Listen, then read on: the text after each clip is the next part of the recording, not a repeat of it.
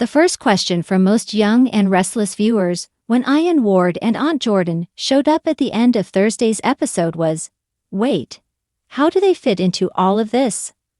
The way they were introduced led us to believe that Jordan was behind the Sharon/Phyllis car crash, meaning they were gaslighting Sharon into thinking she was responsible. The next logical conclusion then was that they are also behind Sharon believing she killed Heather, suggesting that one of them actually finished Heather off when Sharon blacked out. The big question here is what their motivation would be. As far as I can deduce, the only one they could possibly have is if Ian is trying to get Mama Bear out of the way so he can get to Mariah and Aria. As we all know, he raised her in his cult, tried to marry her, etc. If this is the case, Ian and Jordan must also be responsible for Sharon's psychosis, meaning they've messed with her meds or something along those lines. It's quite the undertaking for two high-profile escaped felons, but we will 100% take it.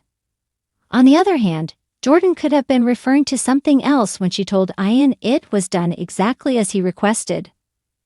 I saw one fan on social media speculating that they kidnapped Adam, and that's why he wasn't at Abby's wedding. Ian and Jordan both love to target the Newmans, but that seems a stretch, particularly given Sharon spilled her guts and confessed to Nick in the next episode. Seriously though, from Sharon in the car talking to herself about not allowing Phyllis to foil her plan to the heart-wrenching scenes in the house as she buckled under the guilt, this was good stuff.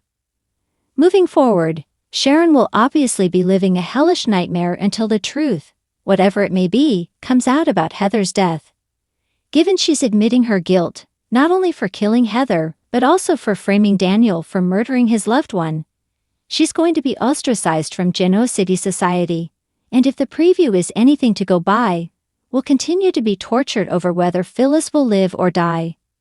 Worse, she's headed to either prison or Fairview. Will it be an orange jumpsuit or a beige tracksuit for Sharon? Drop your guesses in the comments. Jack and Diane's war being exposed as a ruse would have us believe that they'd put one over on Victor. However, as one can see from the outcome of the Chancellor Industries story, he always wins. Therefore, I'm waiting for the twist as he supposedly hands Glissade over to Diane. I might point out that this plot development is hella confusing. Did Victor just hire her as his CEO to replace Kyle? Or is he giving her the company now that it's served its purpose? Also, why would he consider this a victory given that it's led to Kyle and Jack making up? Make it make sense.